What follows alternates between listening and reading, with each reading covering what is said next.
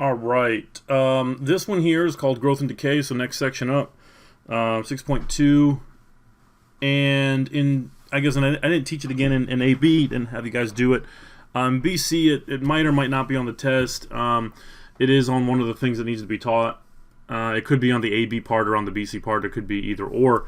But it's kind of some cool kind of things. It talks about radioactivity and exponential growth models and things of that nature. So it's not too bad. It's just a lot of manipulation, a lot of crazy long numbers that we got to figure out. It's not too bad though. We just got to understand kind of what we're looking at. So in many applications, the rate of change of a variable is proportional to the value of y. So in these problems, k represents what's called the proportionality constant.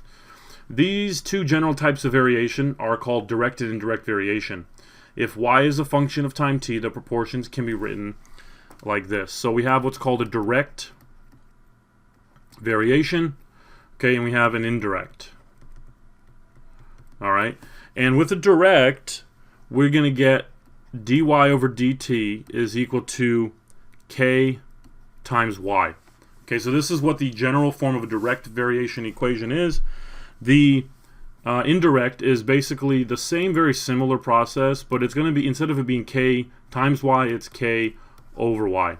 The reason it's this way is because this is what's called an indirect proportion, okay, or an inverse proportion, and this is called a direct proportion, where these are directly related and these are inversely related. Okay, if you remember from Algebra 2, I believe we did it. If you've taken physics, I think that's also mentioned in physics. All right, and so now what I want to do is I want to solve this, okay, solve my differential equation, and I want to get y's on one side, t's on the other, okay, and go from there. So this is 1 over y dy is equal to k times dt, right, k dt.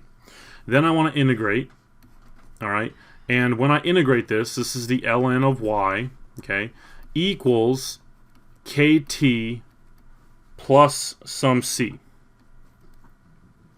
All right, hopefully we can see that. Oh, I guess this is the absolute value of y. It doesn't necessarily matter because it's not going to matter too much right now, but that's fine. Then, in order to solve this for y, I got to take e to both sides here, and this is going to be y, all right, equals e to the kt plus c. Well, if you remember from our log rules in one of the last couple sections, this is actually the same as saying e to the kt times e to the c. But e to the c is just some big old constant, so we're going to put that c out front. So y is equal to c times e to the kt. All right, so there's our direct equation that we're going to use there. For indirect, we're going to do the same thing. We're going to move y's and t's on the same side. Okay, so this is going to be y dy equals k dt. When I integrate this side, this is going to be y squared over 2, right, equals kt plus c. When I multiply this side by 2, I get y squared is equal to 2 times kt plus c, because 2 times c is still a constant, and so we're going to leave that as just the letter c there. So this is our indirect equation that we would be using. All right, so we got to know that, because for the next examples that we're going to be doing, one of these are going to be used. First example, using the exponential growth model, so one of the two equations that we talked about. So the rate of change of y is proportional to y. When t is equal to 0, y is equal to 2. When t is equal to 2, y is equal to 4. What is the value of y when t is 3? Okay, so we know that this is directly proportional. So it doesn't say direct, but we can assume that it has to say indirect or inverse proportion. If it doesn't, it's going to be directly proportional. All right. So now what happens? We have to use our dy over dt is equal to k times y, which this is our equation, right? And then I solve my differential equation, and I got y is equal to c times e to the kt. So this is a solution to my indirect, or sort of to my direct proportions, right? Here's how I do this. The y value is right here. Our t value is right there, and I want to plug them in. I want to find out the value of c if I can. That's ultimately what I want to do, which is going to help me find the K value, which is then ultimately going to help me find the Y value, right? So I'm going to plug in. So 2 is equal to C times E to the K times 0. So that's just equal to C. So C is equal to 2, right? So that was not too bad. We got C is equal to 2. Then what happens? Well, now I'm going to take this equation again. I'm going to plug in Y is equal to 2E to the KT. And I'm going to take the values that I then have, the second set of values, and plug those in to Y and to T to find ultimately K value. So Y is 4 equals 2 times E to the K times 2. Okay, so 4 is equal to 2E to the 2K, which divide, right? So that's 2. So I get 2 is equal to E to the 2K. Now, in order to get rid of the E on the right side, I have to take the ln of both sides. So the ln of this and the ln of that. So the ln of 2 is equal to 2 times K, divide, so I get the ln of 2 over 2 is equal to K. Okay, so we know what K is now. Fantastic. I'm going to plug that in now and back into the original equation to find the value of Y. So your goal here is to, again, find out whatever you have to find, but then manipulating the equation to find the unknowns. So we didn't know C, we found C. We didn't know K, we found K. Those are the two unknowns that we did not know, and you have to do it. I mean, you can do it in any order you choose, but some orders are easier to find out. Okay, in this case, the C was easier to find out because E to the K times 0 is going to cancel to 1. That's why that was easier to find out. Sometimes it might be easier to find K first and then go back and find C. All right. Okay, so now let's plug in. So I get Y is equal to 2E, and K in this case is the ln of 2 over 2 times T, which is 3. Okay, if you use a calculator for this, which is you're going to have to do, you're going to find Y to be about 5.657. And that's what we're looking for. Okay, so when they're proportional, 0 to 2, 2 to 4, and then T is equal to 3, about 5.657. Fantastic. Let's go to the next one. This is radioactive decay. So if you've ever heard of Chernobyl, or if you watched the HBO special on Chernobyl, it's actually pretty good. And we want to find radioactive decay for plutonium-239. This was actually released in the Chernobyl accident. This is in Russia. If you don't know what Chernobyl was, basically it's a nuclear reactor that just exploded. Literally, it blew up, and parts of Europe, like parts of Eastern Europe, were there was radioactivity found in eastern parts of Europe with Geiger counters and stuff because of the wind and everything. Like the wind was blowing all these radioactive chemicals all over the place in Europe back in the 80s, I think, or between 70s and 80s, something like that. I forget the exact year. Anyway, so the half-life of plutonium-239 is 24,100 years. Suppose that 10 grams of it was released. How long will it take for 10 grams to decay to 1 gram? So the half-life, so 5 grams would take about 24,100 years, right? And so on. You can do the math for the rest, but we're going to do the math so we can get it like a right and perfect now, okay? So I want to find out what it's going to be to 1 gram. 5 grams is 24,000, so we obviously know it's going to be higher than 24,000. If you're getting a number that's like 22,000, like you're obviously wrong, right? Okay, so because it doesn't say anything about inverse proportion, we know that we're going to use our Y is equal to C E to the K times T. All right, because this is what's called an exponential decay. This is actually from Algebra 2 a little bit. In terms of decay model, that was in Unit 7, I believe, in Algebra 2. So now what do I want to do? Well, I want to find the C value. Okay, how do I do that? That's how much you're starting with, right? So the C value is how much you're starting with. In this case, we're starting with 10 grams. So I'm going to take C and turn it to 10. C is the initial. So if you want to think about this as this what's called the initial condition. Because if T is 0, then this is all going to come down to 1. All right, so the initial condition. So at day 0, we have 10 grams. When the accident happened, we had 10 grams, say, right? So this is y equals 10 e to the k times t. Now I want to plug in some stuff that I know. I know that when there's 5 grams, okay, when there's 5 grams, the t is going to be 24,100 years. Okay, t is 24,100 years. Remember half-life. Hopefully you remember some chemistry. So that's going to, half of it is 5, so that's why I'm able to do that. Now what I'm going to do is I'm going to solve this equation for k, and so I get 0.5 is equal to e to the k times 24,100. I'm going to take the ln of both sides, so it's the ln of 0.5 is equal to 24,100 times k, and that's basically divided by that, right? 24,100. So we can find out that k is equal to this here. K equals that. Great. We're going to have some really kind of crazy ln's and values, and we've got to kind of figure all that out here. Again, we have a calculator to do all this, but that's okay.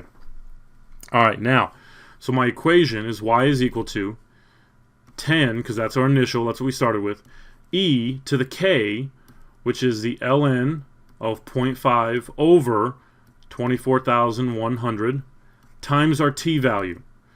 Now I found my unknowns. I found my c, I found my k. Now I have t and y. Those are not unknowns. All right, those are not unknowns. What are the other values that I have in the problem? I'm given 1 gram. I want to find the time it takes to get to 1 gram.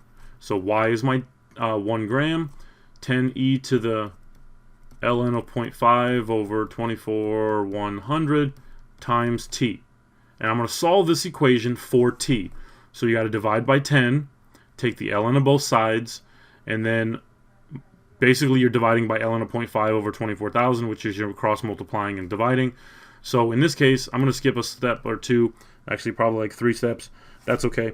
You're going to get 80,058.467 years. So about 80,058 years and almost a half. All right, and that's when we were going to get the half-life, or the radioactive plutonium-239 to decay to 1 gram. That's a lot of years. Oof. Hopefully that doesn't happen again. That was bad. All right. Fantastic. 2 more problems. This is going to be a long video. Sorry. This is what happens when you don't start with a value at t is equal to 0. So I do not know what the first day is. Okay, the initial day, but I know 100 flies after the second day and 300 flies after the 4th day. So what am I going to do is I'm going to use my direct proportion, y is equal to c times e to the kt. I know that there was 100 flies, so y is 100, is equal to c times e to the k. We do not know, but we know the time is 2, okay? And I'm going to solve this for c, right? So I get c is equal to 100 over e to the 2k. You're going to see the reason I did that here in a second. Well, because I'm given another data point, 300 flies for the 4th day, I'm going to do the same thing there. So y is equal to, I'm going to use the same equation, c times e to the kt. Plug in 300 for y, and plug in 4 for t there, right? So e to the 4k. But don't I already know this c from over here? So this is like a system of equations, right? Because I can plug that in, I can then find out my k value because I have all variables of k. So this is 300 is equal to 100 over e to the 2k times e to the 4k. If we can think about kind of how this works, this is 300 equals 100 e to the 2k. These cancel to become e to the 2k. All right, 4k minus 2k is 2k. Then I divide, and I get 3 is equal to e to the 2k. I solve, take the ln of both sides. I get the ln of 3 over 2 is equal to k. Now, how do I find out the initial population, the initial value. Well, I already know that C is equal to 100 over E to the 2 times K based on this value. So I already know what C is equal to. Okay, I already know what C is equal to here. So because I found K, I can plug in K right to that equation and then find out the C value and evaluate it. So C is equal to 100 over E to the 2 times ln of 3 over 2, which the 2's are going to cancel. So it's 100 over E to the ln of 3. But E to the ln of 3 is just 3. Okay, so that's 100 over 3, and that's 33.333 repeating flies, right? So on day 1, there was 33 flies. On day 2, there was now 100. On day 4, there's 300, and so on and so on and so on. Okay, fantastic. Oh, again, I don't know why I did this, but there can't be point something of a fly, so you probably would say 33 flies, right? You would round down because you can't have a half of a fly or a third of a fly. It'd be kind of cool, but they're already small, so I don't know how small you could get. All right. If you had me for Algebra 2, then you probably done this problem in Unit 7. It looks a little different than what you did. We did it more with logs. We're going to use logs anyway, but we definitely did a little bit more with logs. We took the general formula. This is the differential equation formula. It means the same thing, but that's okay. So if we want to let y represent the temperature of an object at the constant of 60 degrees, the object cools from 100 to 90, and so on, so on, so on. Newton's laws of cooling is dt over dt. So d of t, d of the temperature over the, with respect to time, okay, capital T is temperature, where m is the surrounding temperature and T is the temperature of the object. All right, so let's figure this out. Well, because I'm given a differential equation, d of capital T over d of lowercase t, I need to probably understand that T minus m. Okay, I need to do a little bit of kind of manipulation here. So if the m is the surrounding temperature, if it's staying at a constant 60 degrees, because it's a constant, we can automatically plug that into m. So it's d of capital T over d of lowercase t is equal to k times t minus 60. So that 60 is not going to change. And because it doesn't change, I can just plug it into m right now. What I then want to do is I want to solve this differential equation. I want to solve it, okay? Because if we're going to say y represent the room, and then I want to solve this. This is not in y, all right? This is our differential equation, so I want to solve it. Here we go. D of capital T is over t minus 60 is equal to k times d of lowercase t. When I integrate both sides, I'm going to get the ln of the absolute value of capital T minus 60. This would be a u substitution. So u is equal to capital T minus 60, and you can do the rest to get this. Equals k times t plus some value of c. Now, in order to get rid of the absolute value, right, I got to take e to both sides.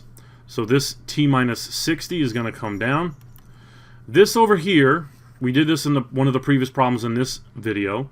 This is actually going to be e to the kt times c, or e to the c, right? But that's just a constant, so that's just going to come out front as some constant. ce to the kt. And if we think about this, this is very similar to our direct proportion, right? Our directly proportional differential equation at the very top. A proportionality constant. So I'm going to solve this for t. So when I do that, I get t is equal to 60 plus c e to the kt. Now what do I know? What am I given in the problem? I know that the object cools from 100 degrees. So this is our initial condition. So 100 is equal to 60 plus ce to the k times 0, because our time is starting at 0. So like when it came out of the oven or whatever is going on here, I took the temperature and I said it's 100 degrees. So at T is equal to T of 0 is equal to 100. I want to solve for C now. So I get 40 equals C, because this is all going to cancel down to 1. Okay, so 40 is equal to C. So fantastic. So we know the C value. All right. Let's go from there. I want to now try to find out my K value. All right, K is the other unknown. So let's plug in. I get T is equal to 60 plus 40e to the KT. Well, now what else do I know? I know that after 10 minutes, it was now 90 degrees. Okay, now 90 degrees. Now, time is usually in hours, right? But in this case, because we're dealing with minutes, okay, you can have two different answers. You can either put it into hours, which is 1/6 of an hour, or you can actually just leave it in minutes. Okay, you can leave it in minutes. So let's leave it in minutes because I don't want to change that sucker. So in this case, the temperature now is 90 degrees is equal to 60 plus 40e to the K times 10. Let's solve this. I get 30 equals 40e to the 10K. Bring that over, so that's negative 10. I'm sorry, oof, I got to divide, not subtract. So that's 0.75, or 3/4. I guess I can leave it as 3/4, so let's leave it as that, equals e to the 10K. Now I take the ln of both sides, solve it. So I get the ln of 3/4 divided by 10 is equal to K.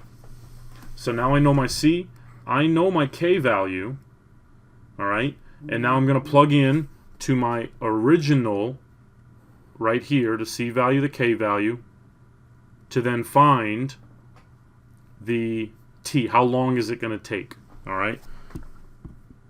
Let's figure out what to do. Okay, let's plug all that. I'm going to erase some of this stuff here because it's a lot. So let's do some erasing. Let's do some erasing. Okay, cool beans. So I'm going to use this equation right up here, right up there, right there. So I get T minus 60 is equal to C, which is 40, times e to the K, which is the ln of 0.75 over 10 times T. In this case, the T is 80. Okay, capital T is 80. So 80 minus 60 equals 40 times e to all of that, ln of 0.75 over 10 times T. So this is 20 divided by 40, that's 0.5. Okay, so I skipped a step there. 0.5 is equal to e to the ln of 0.75 over 10 times T. Now I got to take the ln of both sides. So I get the ln of 0.5 equals the ln of 0.75 over 10 times T.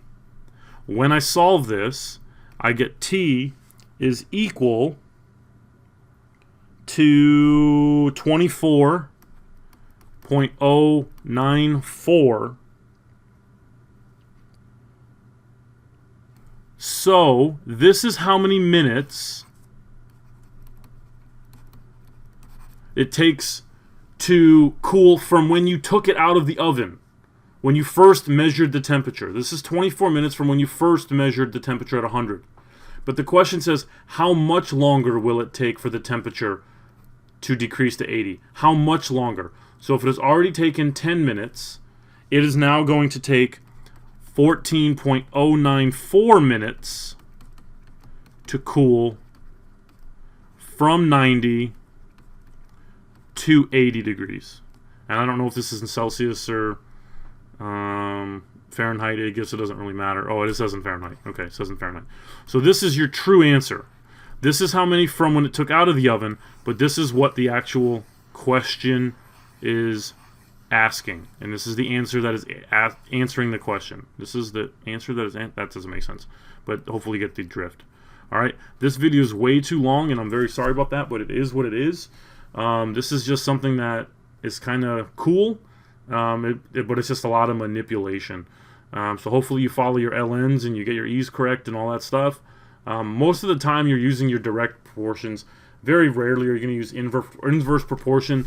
I believe that the only time inverse proportion happens is like when you're using like Boyle's law in science with volume and pressure of gas and things like that.